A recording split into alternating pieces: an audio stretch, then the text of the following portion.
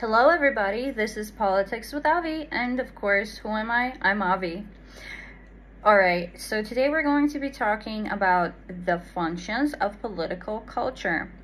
That is, political socialization is the most important function of political culture. You guys seriously need to remember that. Now, we're all aware that we're living in a time of war, not just informational war, but also actual traditional warfare. It's happening in a lot of places in the world, but mostly in the news, we're reading about the war between Russia and Ukraine.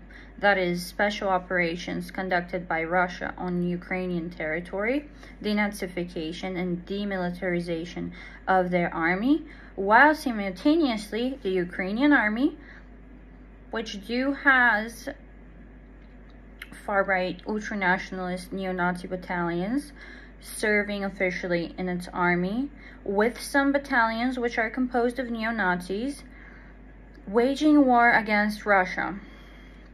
So it's a very complex time which we're living through, because on one hand, sovereignty is something very important. On the other hand, self-determination is something extremely important too. So are human rights. Genocide of any kind, discrimination of any kind, is definitely not permitted by anyone at any time, anywhere. So, having said this, once again, we can reaffirm that the situation is very complex. I would like to speak about the specifics of political culture in modern Russia today. Now, if you feel sensitive towards the topic, do not follow today's episode. But if you're interested to learn more about Russia, then do stay tuned. The profound changes that have occurred in Russian society over the past decades could not but have an impact on its political culture. The main features of the current state of Russian political culture is fragmentation. It combines the elements of heterogeneous subcultures. The features of traditional and modern, oriented towards Western liberal values, subcultures are found in contemporary political culture.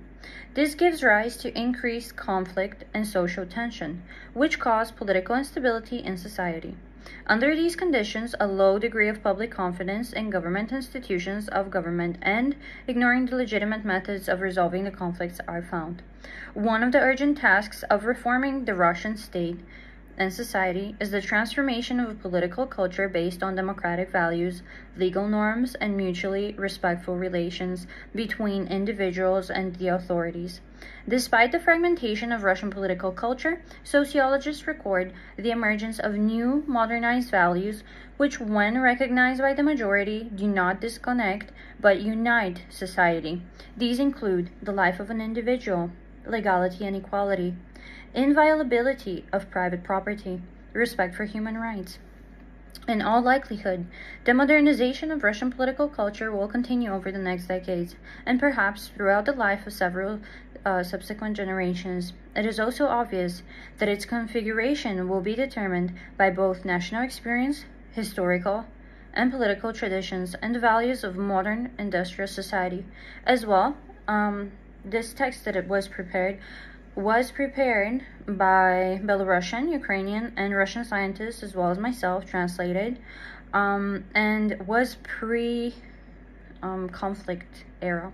So one must point out that not only would the national experience, historical and political traditions, as well as the values of modern industrial society determine the future configurations, but also the future will be determined upon how the current conflict is resolved.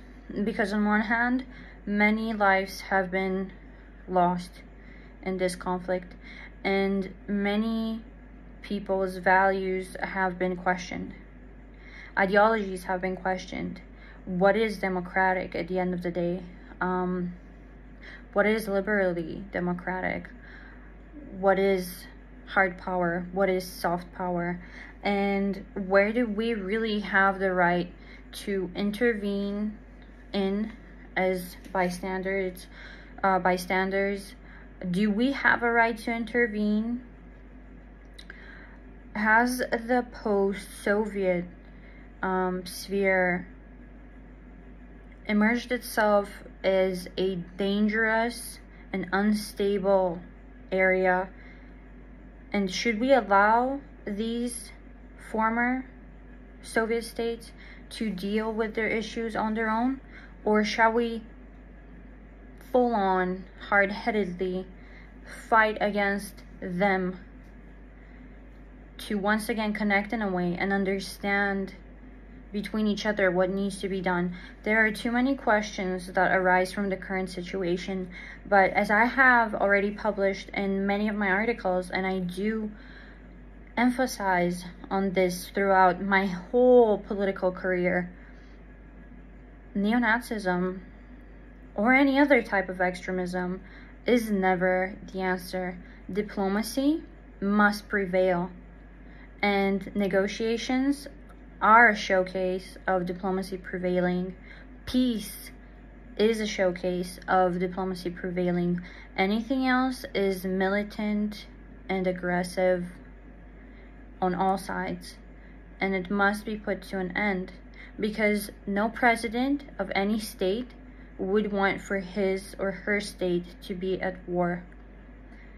No self-respectful head of state would want to have the mass suffer the way that the mass of Ukrainians are suffering right now, some Russians are suffering right now, and the whole of the European Union is suffering right now because of shortages in an ability to heat, shortages pertaining to electricity as well, and other things like that, which make it even harder to properly accommodate the refugees from Russia and Ukraine.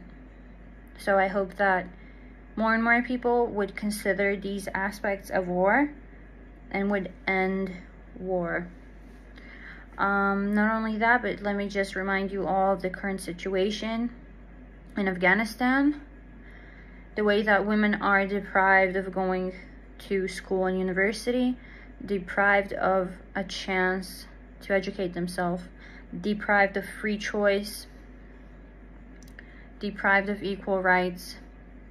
And that is something really horrible, disgusting, and no self-respecting man would ever want to humiliate a woman like this by depriving her of a choice to be smart, to be adequate, to be responsible, to be able to raise children not only with looks or homemade meals, but also with a way to transcend to them education that they need to have in order to grow up in life and be able to survive and live well in any system, in any country, and in any time area whatsoever. So thank you for tuning on. Thank you for tuning in today as well and being with me. I hope you enjoyed this lecture and the discussion that followed in with it.